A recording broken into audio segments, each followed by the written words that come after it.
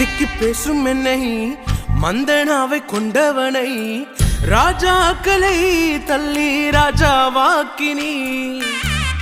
அழைப்பே இல்லை என்று அழைத்து சொன்னவர் முன் அரியணை கொடுத்து என்னை அரசனாக்கினே.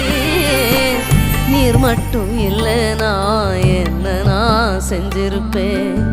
எத்தனையோ பேரை நம்பி ஏமாந்தும் போயிருப்பேன்.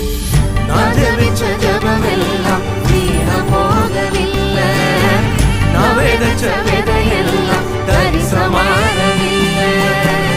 எப்போது எப்போது காத்து கிடந்த மனசு சத்தியத்தை பித்து புடிச்சு தேடுன அந்த உசுறு.